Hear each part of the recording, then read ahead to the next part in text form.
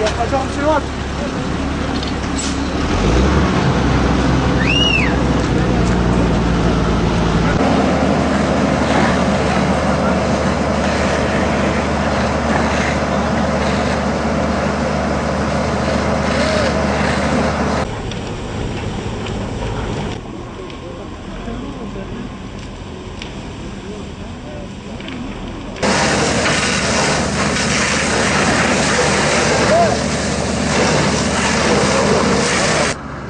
Oradan çıkıyor.